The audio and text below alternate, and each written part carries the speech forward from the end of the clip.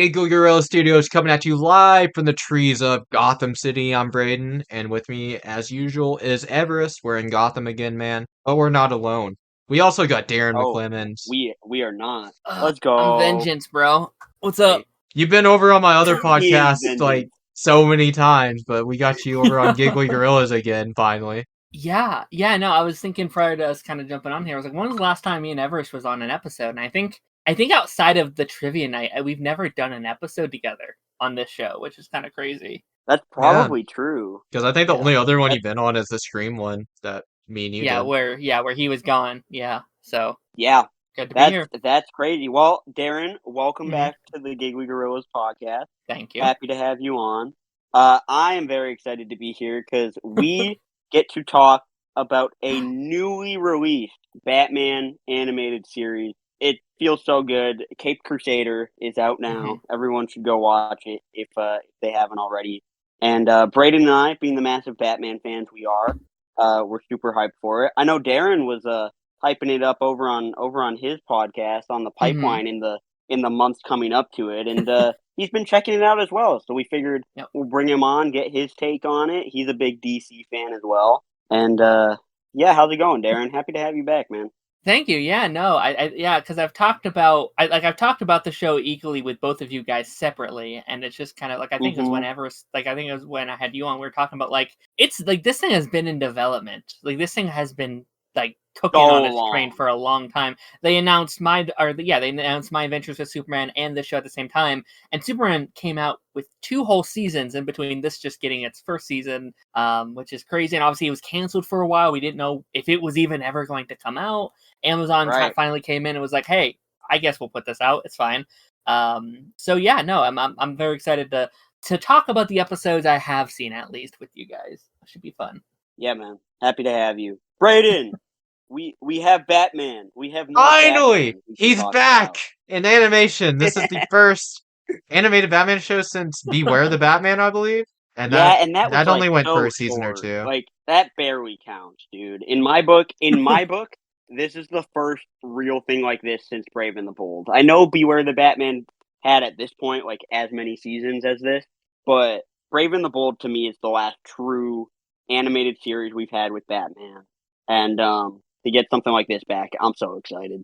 I'm very excited as well. And I quite enjoyed it, not to bury the lead or anything, but I'm ready for season 2. Season 1 was... Yeah.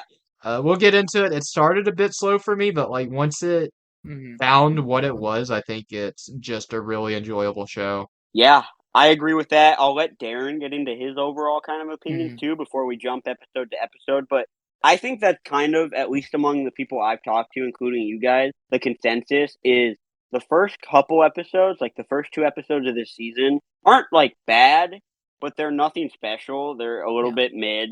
But then episode 3 hits. Episode 3 is a Catwoman episode. And to me, at least, that's kind of the turning point for this season where it becomes something that I really, really enjoyed. And honestly, some of the better Batman stuff that we've had in a while, of which we've had quite a bit of good stuff. I mean, Batman fans are spoiled, but I agree with Brayden. I really liked it overall. So, yeah, Darren, what did you think? What do you think so far? No, I mean, I'm only about 8 episodes in, so I have those 2 final ones left, which I hear are very, very good. So maybe my opinion will like radically change after those 8. But no, I've enjoyed the show a lot so far. And honestly, I think this is kind of exactly what I want from DC in terms of just like the Elseworld kind of side of it. Like, obviously, this is the first ever DC project to have the like DC Studios label on it, which is very exciting. We're finally moving on with DC a little bit here. And it's kind of what I want a bit from the like DC animated side. Obviously, the movie stuff kind of just wrapped up. But I'm very excited to just kind of see DC kind of just be able to tell these more so one-off stories with their storytelling. Obviously, James Gunn's building a larger world with what he's working on. And I think it is very refreshing just to kind of see these. It's just Batman and telling his stories. Like, it's nothing too insane. Obviously, I still have not finished Batman the Animated Series, but like this very much feels, in every sense of the word, from what I've seen, just like a love letter to that show. Like, we heard that it was supposed to be this like successor to that. Originally, they pitched this as wanting it to be a revival of that original show, and I'll be honest, just kind of my overall thoughts. I think it might even serve itself better not being a continuation, because I think where it thrives is the changes to the Batman lore that other projects haven't gone. I think that's the most interesting thing to me, where it's like, hey, we have this very iconic character that what if we changed them up a little bit and gave them a new flair and like a new color and did things a little bit differently? And I think that just for me is what kind of makes this stand out a little bit more. And yeah, no, and again, I'm excited to see kind of where it kind of all ends up, and where you guys will probably talk about towards the end. Yeah, I think it very much feels like a spiritual successor to Batman the Animated Series, which is what they've been saying all along, and I definitely see that watching the show. Yeah. Uh, I'm glad Mhm. it's not a continuation. I don't think they should ever really try to continue Batman the Animated Series. I mean, they tried to bring it back a little bit with Batman and Harley Quinn, and we all saw how that was. Oh, Yeah. Yeah, oh, no, just Batman the yeah. Animated Series is iconic, legendary. It's great. Just keep it what it was. Yeah. This pays a Yeah. lot of respect to that, which is one of the things I admire about the show. Hmm. Mhm. Well, I guess, yeah, I agree with Braden, what he's saying, and what Darren kind of brought up. It does feel like a spiritual successor without having to be a Yeah. continuation, because I think it'd be so much pressure to just be Hmm. a straight up continuation of a series that is held in such a high regard, and rightfully so. Batman in the animated series is incredible, and I think this series, for the most part, does a good job of Yeah. maintaining the essence of that series while being its own thing. Um, so yeah, I've been pretty pleased, and if no one else has much to say, I guess we can kind of jump in episode by episode and just go Hmm. over our thoughts on more of the world and the villains and everything this series is going on. Let's do it. Hell yeah. So, episode one, I don't have the episode titles in front of me. I'm about to pull them off. Is called In Treacherous Waters. In Treacherous Waters, it's a Penguin episode, and Penguin is Hmm. not Oswald Cobblepot, it's Oswalda Cobblepot. Oh, how the Uh, internet has uh, not taken to this kindly, as you would expect the Yeah, internet not to. yeah, man, that's one thing. I was talking to Braden about some of this earlier, like the uproar over some of these changes, like whether it's Mm, just a gender change or a slight change for the villain, or what we see a lot in this show, which is them kind of putting aside historical context in the way of sure.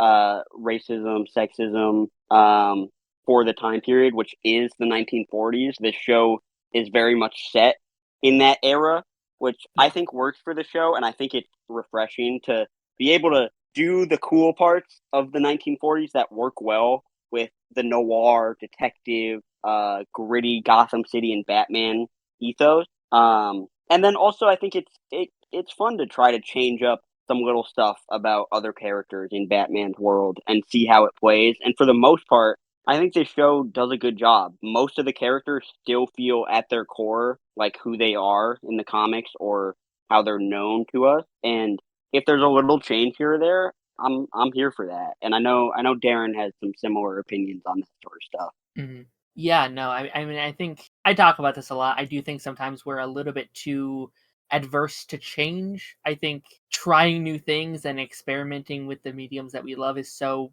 very important. I think, like, especially Batman, a character who's been around for what, 80 years now, right? Everyone kind of knows Batman, everyone knows the Penguin, everyone knows, all of these various characters, and I think Penguin is one of them, where I think, Penguin is obviously like the biggest change, I would say, within the show. And to people's argument, like did you have to change it? I'm like, no, but I also don't really see an issue with you changing it up a little bit and giving the Penguin a new kind of flair that they would have had otherwise. And like, it's a very small portion of the show.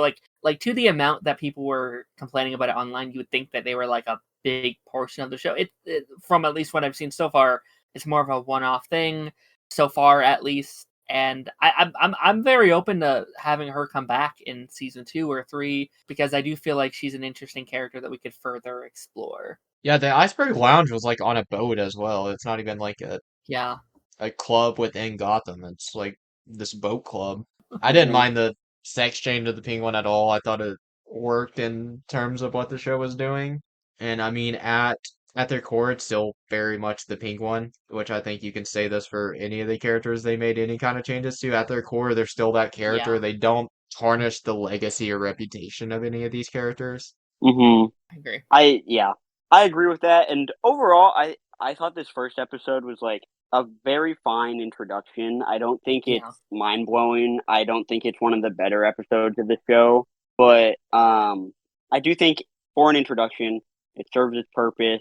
Yeah. Penguin's a big name. I kind of like going with that as the first villain, Mhm. and I really like the moment. There's a moment at the end where Batman kind of talks about his goals and his standards for himself with Alfred. After he kind of feels like he messes it up a little bit or doesn't do as well as he could have, Mhm. and I kind of thought that set the tone for the rest of the series. And those are some of the moments that I like the most from this. Is when we get a little bit of introspective character work with Batman and Alfred. I agree. Yeah, and this feels like it definitely doesn't baby you into it. It's like, hey, this is a show about Batman. Here's Batman. It kind of just throws you right in, which is also what, to my memory, is what like the Batman animated series does. It's like, yeah, Batman's just here. We're not doing the origin thing. We're not explaining who he is or why he's doing what he's doing. He's just fighting the Penguin, and that's your kind of first episode. And again, I very much appreciate that because again, I do think Batman's a character where you don't necessarily need the origin in the way that you would typically see it. And we definitely see it in another episode. I think it's episode 3. We kind of see a version of Yep. that, hit in there. But Mhm. yeah, I think it definitely worked. But like I will say, just like as a pilot, I don't even know if you can call it a pilot, but like as your first episode, it doesn't completely like reel me in as I wish it could have. But as a standalone, I think it works. I think it does a really good job with Batman, but everything outside of that I wasn't too into. Like my favorite Sure. scene from this Yeah. episode is probably Batman interrogating the dude in front of the train while he's gonna let the Yeah. train hit him. I'm like, okay, this is just very classic Batman. He's being brutal with these criminals. He's doing anything he needs to do to get the information he needs. And that's Yeah. just my favorite thing I about this season overall is like it very much shows that detective side of Batman. Oh yeah. I A reoccurring theme throughout this season is that Batman will kind of be in on plot developments, like looking in from the outside. So like the police will be meeting or certain Yeah. characters will be talking about something going on, and Batman will be doing his Batman thing, getting intelligence, and he'll be posted up on a gargoyle or on top of the building or whatever, listening in and having that inform his decisions for the rest of the episode, which I think is really cool. Yeah. Yeah. So overall it was a solid enough start, but probably one of the weaker episodes of the season. I Yeah, agree. there's just nothing special in it, which Yeah. I kind of agree with Darren's take. Is like it is the first episode, and if you're not a DC or Batman fan looking to watch a Batman show, I don't think there's too much in it to say you have to be watching this show. I will also just say, kind of to carry off of what you were saying about just him kind of looking into the background and how he operates. I definitely think that there's a lot. Like, I think Matt Reeves is a producer on the show. He's worked on the show, and I feel that blood in here. Like, there's a lot of the stuff from like the Batman that I loved about his version of Bruce, and also just like Gotham itself that I think is ingrailed here. Like, I love how alive the show is and how I don't know, like palpable it feels. And I feel like that's something that movie got. Like I thought they did very, very, very well. And I think this show, at least of the 8 I've seen, for the most part, I do think there's a much bigger focus on, and a lot do this, I bet, but like the people of Gotham, just as much as Batman himself. And I think that's a very interesting way to go because I think they can also just sometimes be as interesting as the main character himself. Mm-hmm. Yeah, but on to episode 2 and be a villain. So this is a Clayface Mhm. episode. I think this is gonna be the episode I have the least to say about, to be honest. Fair. Yeah, Uh, it's a pretty Montoya focus. That's something I did mhm. appreciate about it because Hmm. She's always there, but I feel like this might have been maybe the most she got in a single episode. Yeah. Because she's very much on this Carlo case, investigating Basil Carlo and what he's up to. And we figure out, of course, he's Clayface. But Clayface's whole Yeah. thing is like he wants to do a good performance. Hmm. Yeah, I think I enjoyed this episode once we did get into the kind of the clay face stuff. But like I would say, first act, I was phasing out. I was like, I don't know, like it was this episode where I'm like, if it doesn't pick up speed a little bit, I'm not sure if this will be for me. I'm not sure if I'm going to love this as much as a lot of my friends are loving, and obviously it does. We see in coming episodes like, oh, okay, this is what it is. But yeah, I mean, in terms of a first two, again, I don't know if it sells you on like, hey, this is the show you should be watching. Even if the stuff on screen is good, but it felt like a slightly different take on Clayface, and I'm not a different take on it, but a different kind of spin on it, if you will. So I appreciated it in that aspect, but besides that, I didn't have much else to say either. Yeah, the one thing I will give this episode props for is I think it's a really good use of showcasing the period piece element, like the 1940s element, because there's a lot of like old Hollywood like movie star stuff that they get to kind of inject with the Clayface plotline, which I think is cool. Like in this episode, you really feel like you're back there in that time period. And I think Yeah. it's one of the best showcases of that. But other than that, I agree with you guys. I like Montoya pretty much throughout the whole season. And so it is nice that this episode is kind of where we see her and Batman's working relationship start to form. But as a whole, like Darren said, it's not particularly gripping. It's one of the weaker episodes in the show as well. And yeah, I would agree that the start of the season, it doesn't pack that much of a punch, but as we continue on and get into some of these later episodes, I am going to be more excited and have more to say. Yeah. Does that include the next episode, episode 3, Kiss of the Catwoman? Yes. This is one of my favorite episodes in the season. I agree. I don't know where I'd rank this, but there's a few episodes I do like more. I do really like this There, episode though. I Yeah, think which is this is fair. this is when the show like it evolved into itself really. I think from here on there's yeah. not really a miss, not in my eyes anyway.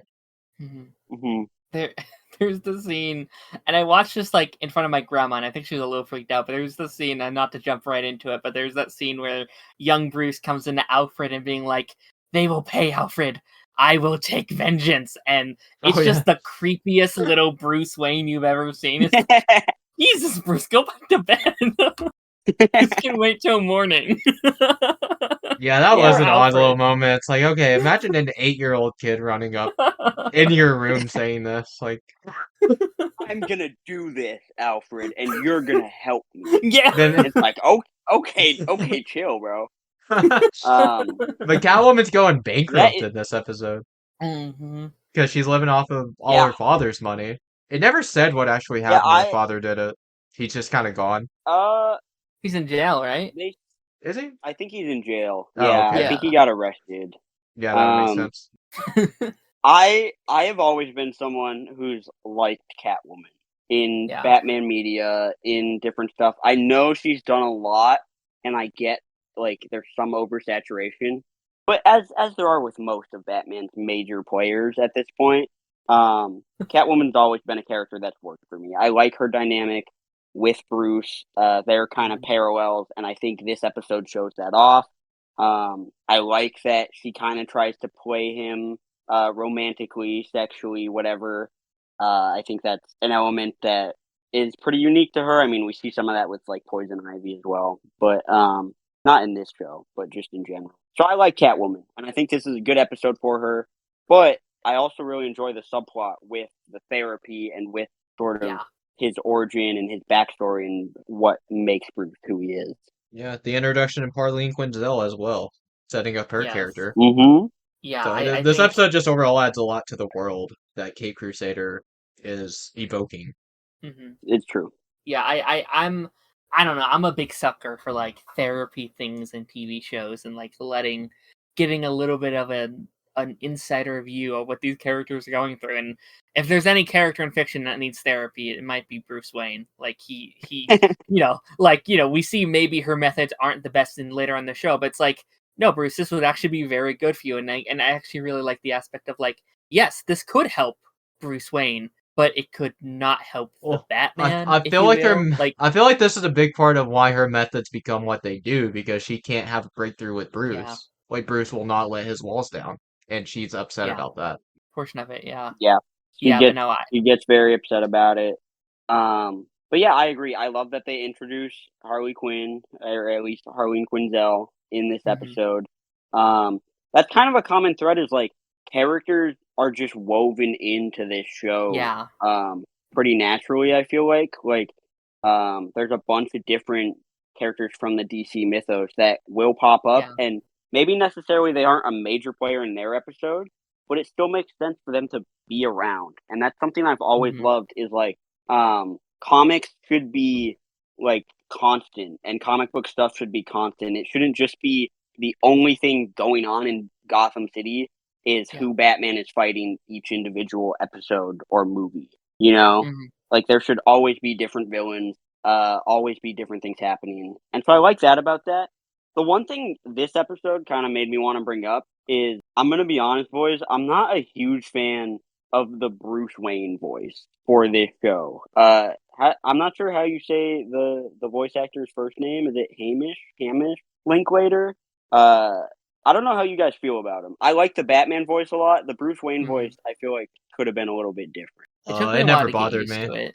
It didn't? Okay. It could just be a me thing. Most of the voice acting in this show I like, but Mhm, I feel like his Bruce Wayne voice is almost his Batman voice like the whole yeah. time, and it's always pretty brooding. And I don't know, that was one of my pet peeves.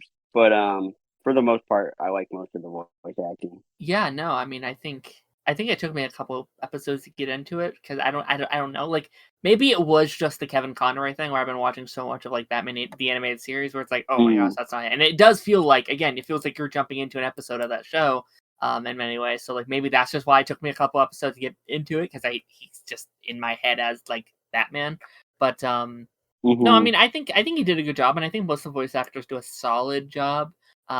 Nothing really like stands out up until this point, but I bet they will as we go on. We know we're getting a season 2, so we'll see. It was always weird hearing Dietrich Bader as Harvey Dent because he's Batman and the Brave and the Bold and Harley Quinn. So I'm like, why is Batman talking right now? And then I'm like, oh yeah, that's Harvey. Yeah. But no, I think this is the first kind of a turning point for the show. It's where I Yeah. saw the direction, uh really liked the episode. I do think there is an episode or two that I like better later Mhm. on in the season, but I'm a big fan of this one. Yeah. Yeah, I think, just to kind of like tackle on what you were saying about like characters being weaving through, like I think that's just the benefits of not only just Batman but superhero shows in general, just like TV storytellings with comic book shows. Like I think most comic book stories can be told slightly better in show form. I think it gives them not everything obviously, but it gives them an opportunity to tell these more in-depth storylines. It like while I'm watching it, it definitely reminded me of like Spectacular Spider-Man and their technique, where it's like, all right, here are all your characters, and they're just living their day to day, and then you slowly see them evolve, as you go 30 episodes, and especially when it came to like Harley Quinn, which we'll talk about, a couple episodes in, but like that's kind of their approach to that character and stuff like that. So I don't know. I love, and I think also just Batman in general. It's weird because this is my only Batman show I've seen. I really sat down and been able to watch the whole thing kind of, but I do think TV works very well for Batman and like its storytelling. I agree with that. That's one thing I was going to bring up is why it's so nice to have like an animated show back for Batman Hmm. because Batman's mission and just his day to day is so kind of Yeah. like repetitive and ongoing and never ending. Like Yeah. hit for his mission to clean up Gotham City, he has to be out there every night, and Hmm. every night could be different. And I feel like that does lend itself very well to an episodic or television format. Yeah. There's someday it would never happen, but like someday I'd love like a high budget live action Batman show. Like Oh, I think I mean like obviously it's so easy to mess up, but like HBO level writing, a good enough Please, budget. Just bro. Yeah. give us like 10 seasons so we get to see like the start of his life to kind of like the end of his journey. Like, I think that'd be so cool. Yeah, that might be a pipe dream, but who knows? It very much is. Yeah, I mean, Batman Let might us be a public see, domain Jaden. character in our lifetime, so. Oh hell yeah! Let's just make it in 2037 or I mean, whatever. he's 85 years old right now, so. Yeah, It's not that far off actually. It's actually kind of scary. I'm gonna assume WB is gonna find a way to extend the rights somehow. Probably. Yeah. I don't know. Mickey Mouse wasn't safe, so I don't know if Batman will be. I'll be fine with more Batman content. You're not gonna catch me complaining. I don't Well, as know. long as We'll it's see. good anyway. There'll be a lot of bad. I Well, know it. Yeah, there will be a lot of bad. Oh, yeah. But whatever. Just murderous As long as Batman. there's some good. Well, you know As what long as wasn't there's still bad? some good that comes out. Episode 4 of the show, The Night of the Hunters. I love this episode. Look at him. Look at him with the transitions. I like what this a one more than the segue last guy. one. I like this one more than Catwoman Really? one. Yeah. I think It, I disagree, but I like this episode a lot too. It sets up, well, I guess how crooked the cops were was already kind of set up, Mm. but this just puts it on full display, like how crooked pretty much all of GCPD, other than Gordon, is. It kind of Mhm. establishes that like Batman-Gordon relationship briefly in the burning building at the end. I really love that moment as well. Yeah. And their take on Firefly, I like how didn't they keep calling him Firefly, and he's like, it's Firebug. He just Yeah. kept correcting them. Yeah, they call him Firefly, and he's like, "No, Yeah. it's Firebug," and I'm like, okay. Like, I why thought not? I thought that was odd. Yeah. I kept being like, wait, are they supposed to be separate characters? Like, no, I think he is Firefly. He just doesn't like that name for whatever reason. I was like, all right. Yeah, even though Firefly is cooler than Firebug, but alright. Yeah. This version of Firefly just looks like Yeah. a twerp too, so I guess it kind of works. It does kind of work for But- that version of the character. They're literally just taking I this agree guy with you. outside of the prison and like they're letting him commit arson just to draw Batman out. That's insane to me. Yeah, Like you're letting this man burn an entire building just so you can get innocent Batman. people, dude. Oh, yeah, we didn't even talk about Yeah. episode 3, how Batman got the photographer and to catch Catwoman. He wanted pictures Oh, yeah. to put That's all the cool. villains on notice that he's after them, that he's here. That's what I love that about episode 3. Thank you for remembering that, because it's also cool because it shows that Batman doesn't really care about, like, he's gonna stand up to injustice, and whether or not, like, the cops like him, he doesn't really care about that, other than, like, Gordon. He wants to be on his good side, but that's because he knows Gordon's a good man. And we do see that a lot in episode 4. We see the fallout of that. That's one of the really nice, like, interconnected moments here, is those pictures play a role in this next episode. I love the, like, dedicated task force to Batman and how he, like, eavesdrops on their conversation, and so he knows that they're, like, staging crime to try and catch him, and so he, like, adjusts his planning. I think there's a lot of really cool police versus Batman moments in this episode, which I think we've done it a lot throughout the past 20 years or so, with the, like, oh, is Batman a bad guy? Does he need to be apprehended?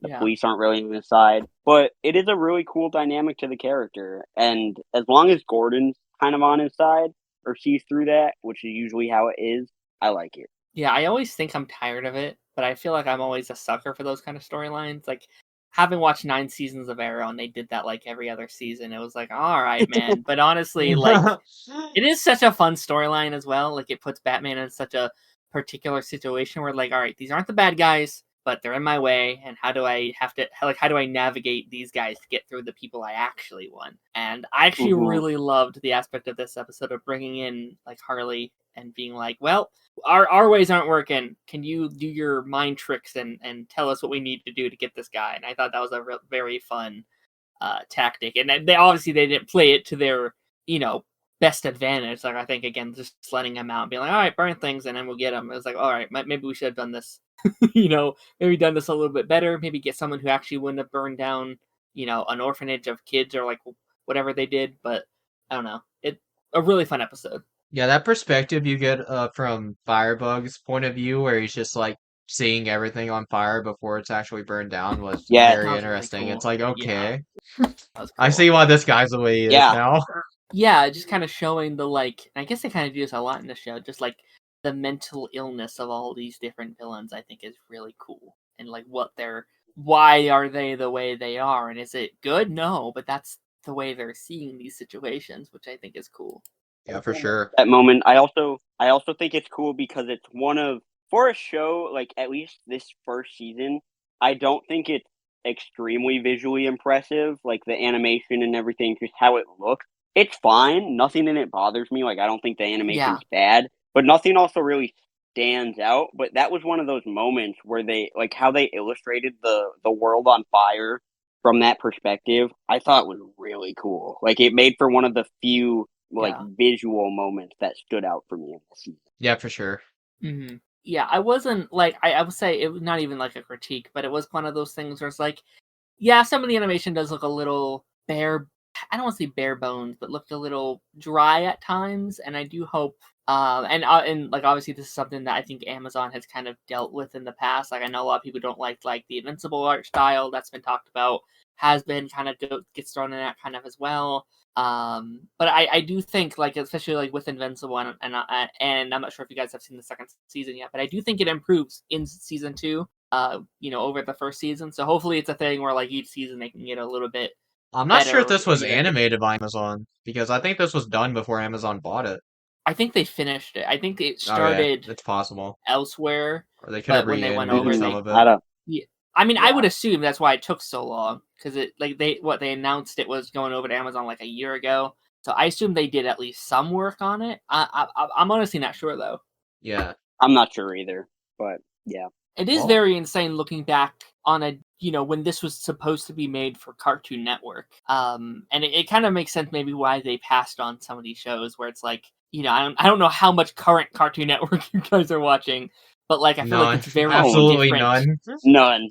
It's like None. it's very same here, but like the I feel like the current kind of like direction Cartoon Network is a little bit of a younger audience, and I feel like yes, I think Superman kind of leans a little bit into that area, but I feel like this show isn't necessarily their current audience, so I can kind of see maybe why they passed on it, but still I think I still don't know why they would. Like I feel like Well, I would it should have assume at if least this run the show max. was this when it was gonna be Cartoon Network, it was gonna be an Adult Swim show because it's TV-14. Yeah, But I don't really know. But I do know that episode 4 is a good episode. I liked it. very good. Yeah, 3 and 4 both very good. Was episode 5 good? absolutely. The Stress of Her Regards. Yes. Darren, what are your Yeah, thoughts on this? I You were think. saying earlier that you really dug it. This is I think not that I disliked any of these episodes, but I think this was easily my favorite episode of the show. Like this was the Oh episode I'm wow. like, oh my gosh, I think this is phenomenal. I really really liked what they did with Harley, and maybe it's just a Mhm. concept thing. Like I thought the concept of this episode was just so fascinating to me. Like Harley being a character, and like I think they did really good at blending the like therapy aspect of Harley Quinn, where it's like this is someone who is working with the most terrible, the most greedy, the most like narcissistic people in Gotham, some of the worst people you're ever going to meet, and she's listening to them every single day, and that's going to do something to you, in your like mental like capacity. And how does she deal with all of that? How does she manage all that? And it's like, well, I'm gonna show them how to be a better, in her mind, better people. I'm gonna make this world a better place. And I don't know, like I think just this almost like Batman-esque like persona she puts on herself, where she's like, oh, she's a good person by day and she's going on dates and she has this heart of gold, but at night, what is she doing to like these criminals in Gotham? I don't know. I just felt like the whole plot of the episode was so fascinating to me. And I don't know. I could see her, not yet. Obviously, we've only seen her a couple of episodes, but if she ever comes back, I could see her being one of my favorite versions of Harley Quinn. Because again, I think it's just a benefit of the show and what they can do with just like changing different adaptations of these characters and doing something very unique with this character, I guess. Well, with how Yeah, this episode ends, you know she's coming back, so. Yeah. Yeah. she's coming back. She's gonna be back. Yeah, Yeah, I absolutely. texted Braden while I was watching this, or after I had finished it, I think, and I also said to him like, it's a pretty cool spin on Harley Quinn, like Yeah. in a world where we have also gotten so much of her recently with Yeah. the TV show and with Margot Robbie's interpretation, and now we're getting Lady Gaga in Joker 2.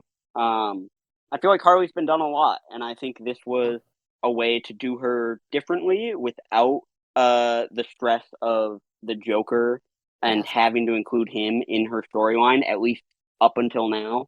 We'll see what season 2 brings. But yeah, I'm a fan of this episode. It gives us more Renee Montoya, which I'm a fan of because I think she's cool. And I like the element of her still being friends with Harley and being like concerned about what's going on with her. And the moment where she goes and she's like, what do I do if the evidence is pointing me somewhere I don't want to look? And like dealing with that. It kind of reminds me of how Bruce deals with Harvey Dent because he's Yeah. friends with Harvey when he turns into the Two-Face. Kind of a nice parallel with that, with like Renee and Harley. So yeah, I would say this is not my favorite episode of the show, but I do think it's a super unique episode and continued the hot streak. I liked it a lot. Yeah. It kind of. I also kind of felt like it reminded me, and I have to bring it up every place I go, at least once. It kind of reminded me of what I kind of loved about those CW shows, where you kind of get to like, it's that benefit of having that weekly TV journey where it's like, okay, we're just like slowly getting to see, we're seeing these characters go on dates, we're seeing them grow, we're seeing them develop in their day-to-day lives. Like, and I really love the aspect towards the end of like, she's not just a bad guy, like, she genuinely really cares about her. It's not her this some angle she's trying to plan her. She just likes her, and she was so happy when she went to go on a date with her. And the ending where like she was willing to compromise everything to save her from the this giant bomb. Like I really did enjoy that element of it. And again, I think that, like you said, actually that's a really good point. I never think of like this is the first time I feel like we're getting Harley Quinn without already having a Joker, and what does that look like? And I think from this point onward, like if you do want to add a Joker element to that, it could make a very interesting dynamic if you did want to kind of put him in somehow with this overall story. Like, what does she think of the Joker after all this? Like, I feel like this version of her would be very opposed to a person like that, or maybe go a different direction with it. So yeah, no, I personally really liked this one. But also I haven't seen 9 and 10, which I hear is some of people's favorites as well. So yeah. Well, Brayden, tell us about all the Batman Beyond Return of the Joker reference in this episode. Look, the end of this episode was awesome with Barbara and Harley. It was all referencing Return of the Joker, the flashback scene. And anyone that hasn't seen that movie, I don't want to spoil like what goes down in that flashback scene. I know Darren hasn't seen it, so I'm not going to say anymore. not But there are shots that are like literally paralleled from that movie sure. with the same Yeah, two it's characters. pretty So cool. yeah, If you're a fan of that movie, it's pretty cool. Even at the beginning of this episode, there's something that parallels a little bit of Return of the Joker with kind of like the hospital bed and clown makeup thing that we see sort of drawing lines there. Not as direct as the end of the episode, but it's clear to me whoever made this episode had Return of the Joker in mind, and that is awesome. yeah. I wonder if that was a Bruce Timm call or what, because as far as I know, he's the only one on this show that worked on Return of the Joker. But I who think knows? so. Yeah. Episode 6, Night Ride. So they're not hiding away from Supernatural. They're not scared to be supernatural in the world of Batman here. That's what I like most about this episode, probably, other than Yeah. the Batman Alfred stuff, of course. I think Batman Alfred, that's the strongest stuff in this episode. Yeah. Especially the end when Batman's like, I can't do this without you. Dude, yes. Thank you for bringing that up. I was going to bring that up. It's one of my That's favorite so moments good. in the season. I also like that they do Gentleman Ghost a lot and that they play with the supernatural. That's another thing I was saying to you is like I love when Batman himself, I like that he is a normal guy. He doesn't have superpowers and he's just going against everything by himself. Or with Robins or whatever it may be. But I do like when the world around him gets to be a little bit supernatural and spooky or crazy. And I like when things don't shy away from that because I feel like as great as the Nolan trilogy is, and believe me, it's great. It kind of set this precedent of like everything in Batman's world needs to be probable or realistic. And I feel like especially in an animated show like this, that doesn't need to be the case, and I'm happy it's not the case. But I also love the Batman and Alfred stuff because I feel like this is the one episode in the show where we really see their relationship develop because we come into this and they don't have that like super close, like almost brotherly bond that we see Batman and Alfred, or like father son bond that we Yeah. see different versions of Bruce and Alfred have. Yeah, I think they And so to really kind of built to develop some that of that, throughout this season, which was like one of the more interesting aspects of this show. yeah, Because or an he Alfred calls him pretty much. Pennyworth. He doesn't even call him Alfred yet. He just keeps I calling him know, Pennyworth. which is And that something was I was really weird to surprised me about. every time Batman said that. I'm like, Batman, why are you not calling him an Alfred? Like, is this guy not like your father figure almost? Yeah. Yeah, and that continue. He's still calling him Pennyworth, like up until like the ninth episode. Like that continues, but I think this it's up until the episode very last definitely one. does. He still call him Pennyworth in the last episode? I think so. I want to say like yeah, like their last interaction is him going Penny, and then he stops himself and calls him Alfred. Which is great. It is surprising to me though that they spent a whole like first season building that relationship because I feel like that Mhm. relationship is one most like directors or writers tend to just have as one of the core Batman things is that he loves Alfred. He and Yeah. Alfred are close. And so to see them, he really is just his butler and his like partner in this mission for vengeance, like this venture for Batman at the start. And so this episode kind of gets things moving, and we see that continue throughout the end. So it's definitely a unique element of this show. Yeah, I love the when Lucius Fox is also in this episode, but at the beginning when he's at Wayne Manor, he's talking about one of Bruce's like offshore accounts or whatever. He's like, I don't want to know what all that money's being used for, do I? And Bruce is like, you really don't. And then at You the end, really don't. when Gentleman Ghost is in the vial and the voodoo guy has it, Batman asks him, "What are you gonna do with them?" He's like, "You really don't want to know." And Batman's like, "You're right." Yeah. I like that little Apparently, callback. by the way, I yeah, it's great. I looked it up because I wasn't sure. Apparently, the voodoo guy is like a Constantine related character. Oh. Like Midnight or whatever. I Hmm. forget what they call him by his first name in the thing, but apparently he's in the Constantine TV show. Oh, Yeah. interesting. That makes sense. Yeah, it would make sense, but I was like, who is this guy? Is he a character in the comics and stuff? And yeah, apparently he's kind of related to John Constantine. I So mean, I that think was both cool. me and Brain would be very happy if Matt Ryan just appeared in the show. We'd be like, Oh hell yeah. yeah. Hell yeah.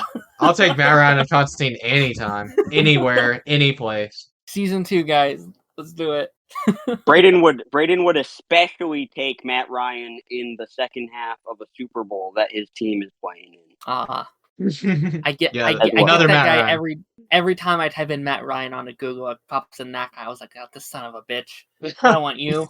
Bro, there's so many different Matt Ryans, and they're all like, they all It's have crazy. professions apparently. They're like, there's a Matt Ryan that's a soccer player. Oh hell yeah. Yeah, Matt Ryan's Yeah, all over the it's wild. place. Yeah, but But no, the Gentleman Ghost episode is sweet. I like it a lot. I liked it a lot. yeah, I because like I was even thinking prior to this episode, I was thinking like, all right, we have Firefly and we have Catwoman, and like there's been a lot of these grounded kind of villains, and yeah, I was thinking very similar to you. I was like, I wonder if they're going to stick to more these grounded type villains. So like I would definitely agree with you that I really appreciated something a bit more uh on the side of supernatural and just kind of do we know how many years in this Batman is? Because it was definitely interesting that this was kind of like his first kind of introduction to like the supernatural side of things. Like, is he 2 or 3 years in, or like where is he at currently? Do they ever say? New, because the police still aren't Yeah. convinced he's real at the start of the show. Yeah, I was about to say, I I think would he's like assume this a was like couple year. months first year in. Yeah, I would Year assume this was year one. Okay. Which Yeah, I mean, I love. I like. This is a show I think can, if people watch, could go on for a while. I would like to get to see kind of his journey through his like mythos and stuff like that. I want to say they yeah. said if the season 1 and 2 do well, they're interested in picking up a season 3 and 4. So I hope that does Yeah. happen. Yeah. Please. Yeah, I'm gonna cry if we get a new Batman animated show and then it just gets canceled immediately after the first 2 seasons that are already made. I That would mean, suck. it's Batman. People love Batman, so I would imagine most people would watch, but we'll see. I hope so. I really hope so. But episode 7 was Moving Target, and Onomatopoeia was the villain of this episode. That's a really Crazy. crazy choice. It is, but I like it. I kind of I fuck dug with it. it. Yeah, I dug it. Yeah, I remember So that there was a. Sorry, go I was ahead. just gonna say the whole concept of this episode is there's a hit out on they think it's a hit out on Gordon, but we figure out it's on Barbara. Hmm. Hmm. What were you saying, Darren? Sorry, I didn't mean to And interrupt you. No, I was just saying a lot of joking online about, I think typically he's like a Green Arrow villain. So like I've been seeing a lot of not like jokes online, like he was in a Superman show, he was in a Batman show, and he couldn't get him on Arrow over those 9 or 8 seasons. Onomatopoeia is a that they Batman had. villain, isn't he? He's a Batman villain in the Is he? comics. I thought he was Green Kevin Arrow. Smith created him. Isn't he Green Arrow? Or is he both? Maybe. He's been both, but Okay, he is gotcha, a Batman villain from the start, I think. But Green Arrow gotcha, borrowed him from time to time. It's kind of like gotcha. a Kingpin Well, scenario. his Sure. first appearance was Green Arrow Volume 3, so Oh, number all right, 12, so yeah. And Cook, okay, all right, Darren Cook all right, all right. with the knowledge. Yeah, usually as an enemy of Green Arrow and Batman, so yeah, he's kind of both. Okay, gotcha. Yeah, because all I know is like a lot of people were shitting when he went over to Superman. Where like we had 8 seasons of Arrow and he couldn't appear over there, and then he appears over on Superman. But no, that makes sense. I feel like a lot of those grounded heroes often just kind of share the same kind of realm of villains, so that makes sense. See, I would have assumed he was a Batman villain just purely because it's onomatopoeia and he's talking and just those one words phrases like sploosh and biff and it's all the Batman Yeah. 66. Yeah. But the moment when Batman beats him at the end of this episode and he goes, "How?" How? and then Yeah, lands the final blow, elite. I love that. Love that moment. But yeah, I just like the concept of this episode, like you were saying. I think it's sort of unique. It's almost like the whole episode takes place on the road. It felt a little bit Scooby Doo ish, where they're like driving all the time and there's different chase scenes and they're trying to figure out what's going on. With the like they think the hits on Jim and then it ends up on Barbara and everything that happens. It was cool. It was different. But I liked it. Onomatopoeia is really interesting that he's in this show. I don't know why they picked him, but I think it works. There's also a Floyd Lawton name drop at the start of this episode, which I didn't catch that. just goes to. Did you not Nah. the original shooter that they take care of at like the beginning of the episode? They say was named Floyd Lawton. Oh, nice. Maybe we'll get Deadshot sometime then. Maybe. Yeah, Darren, I what mean- did you think of this episode? No, I mean, I kind of talked about it a little bit at the front of just like feels like there's a lot of like POVs of the city of Gotham slightly more than Batman himself, which I actually think is the plus of this. Like I liked seeing the like POV of Gordon and Barbara and Harvey and kind of everything with like kind of the what they're doing like the mayor stuff, and like I like the overall theme of the episode of like is everything black and white, or is there more nuance to the city and the people who live there? And I think Barbara and Gordon's like back and forth within it was very special. Obviously they both have their different points of view, and it just felt like an episode of like really bonding with both of those characters and making us really fall in love. I actually think Barbara's probably one of my favorite characters in this show so far. I think there's just been a lot of focus on her, and I feel like sometimes she gets kind of the short end of the stick in a lot of these, and I think getting to see her like pre-Bat career is something we don't often get to see, which I think is kind of cool. Obviously I haven't seen a lot of the shows, so I probably can't talk on that aspect, but no, I definitely liked it. I saw a lot of people complaining about the onomatopoeia stuff. I had no issues with it. I thought it was very fun. It's just I think it's important with last episode and this episode to highlight some of these guys in these animated projects that might never make their way onto like the big screen movies. So this is like their opportunity to be like, hey, these are who these characters are. Get used to them. This is your introduction. I definitely really liked it. I really like the moment where Barbara and Jim are just kind of talking, and Barbara's like, some places are just, and Gordon's like, what, beyond hope? And she's like, I didn't say that. But it's like, yeah, that really sums up Gotham. Like, Gotham seems like it's beyond Yeah. saving a lot of the time, and Batman's the only one there to save it. Mm-hmm. It sums up Gotham, and it also sums up Jim Gordon that he like doesn't want to believe that because Yeah. he, like Barbara's afraid to say it around him. So yeah, I like that moment a lot. Episode 8, Nocturne. We get some more supernatural stuff with this, what was the little girl's name? Natalia? Is that right? Yes. Yep. Yeah, she's going Natalia. around sucking the souls out of these children. But the children aren't just any children. They're the Robins, man. We got little Dickie Grayson, little Jason Todd, got little Carrie Kelly running around with her screen slingshot later Carrie on in the Kelly. episode.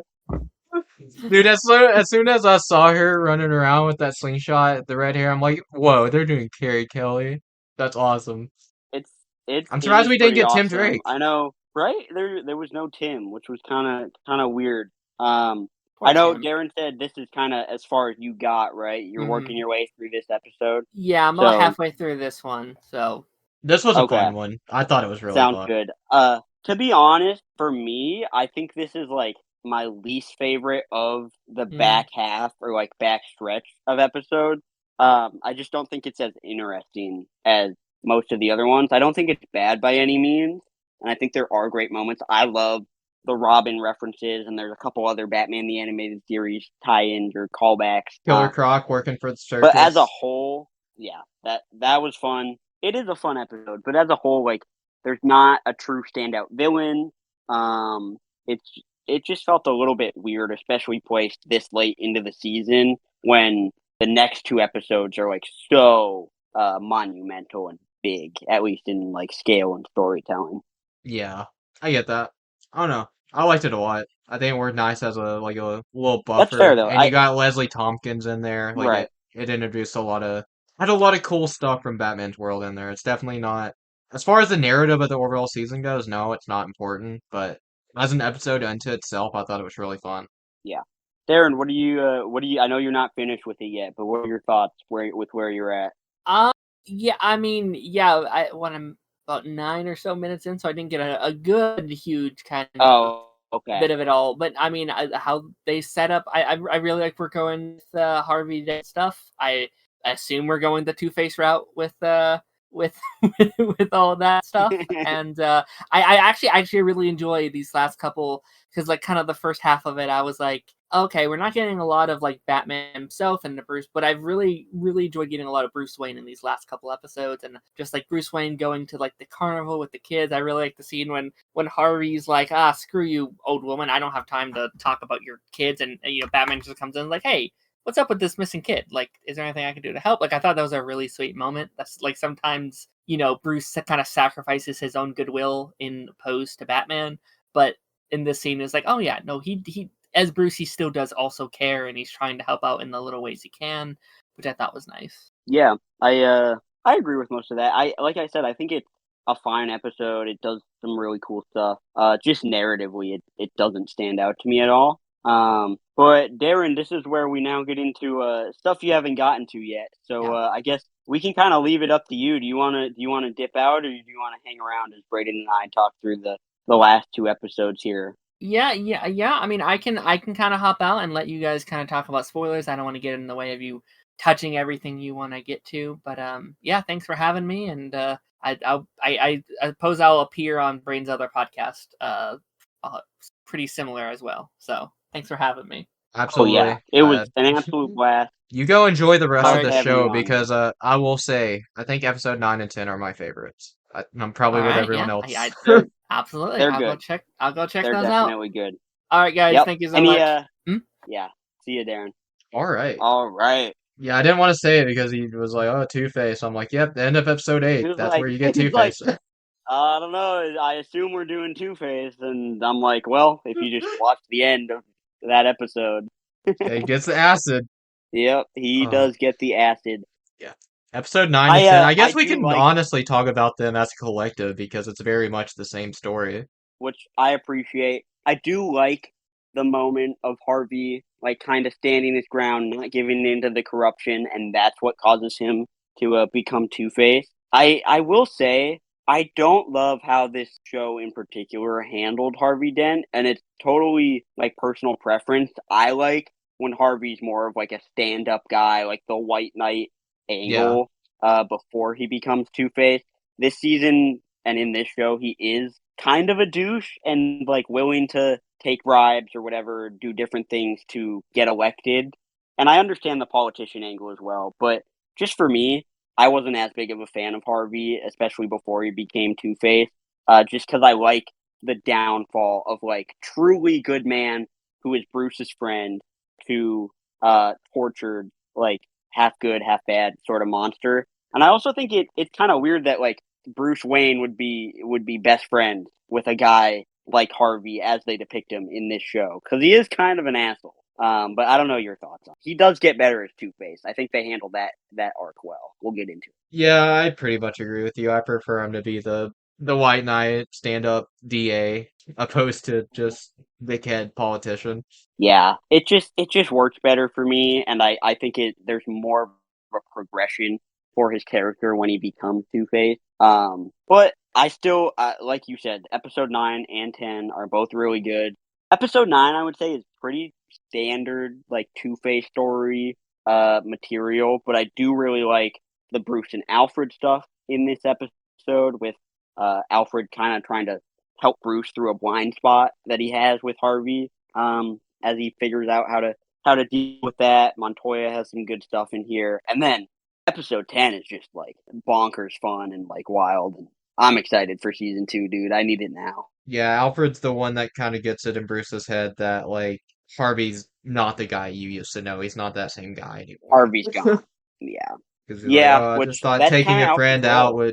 taking an old friend out would help him, but he's like, he's not that same old friend anymore.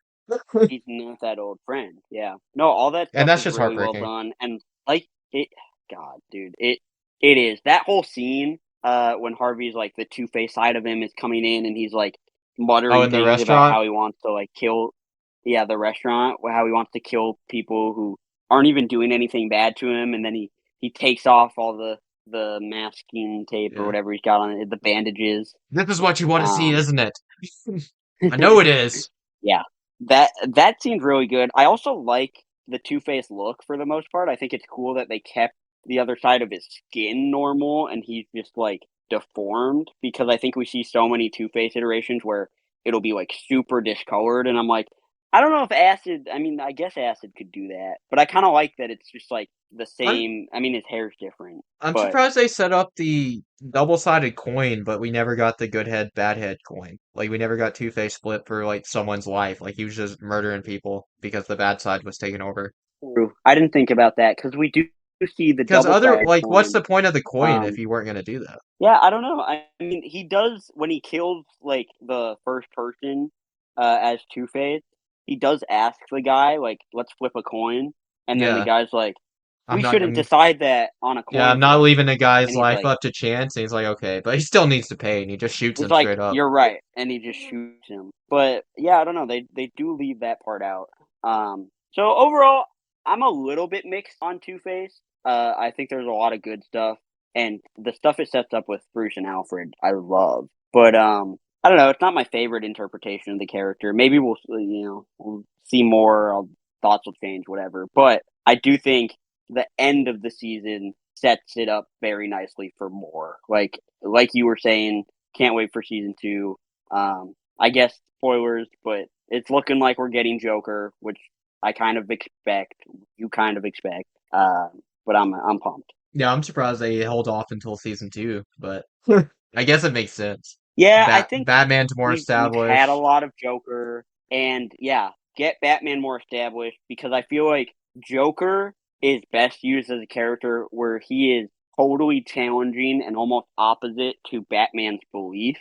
And if you bring him in right away, like he can't be Batman's first villain because Batman doesn't have really his belief system and how he operates fully set up yet. Yeah, I think it was a smart move. What did we think about episode 10? Batman picking up a gun and firing off 4 rounds. I was like, what is happening right now? I know he didn't actually shoot the guy, I but I'm like, holy crap, I did not expect to see that at all.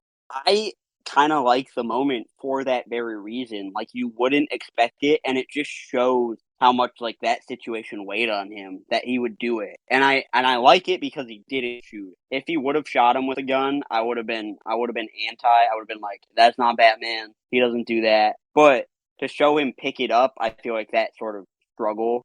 That's why I love the we talk about Batman Beyond and that setup all the time, but that's one Oh, of the yes. great Batman scenes ever. That's the best way for Batman to stop Um, being Batman. Absolutely, and it this isn't the same situation, but I did like No. it as long as he doesn't shoot the guy. And Two-Face dies. Yeah, That was I wasn't expecting that to be honest. I expected him to be a villain that would kind of carry over like Harley, but guess not.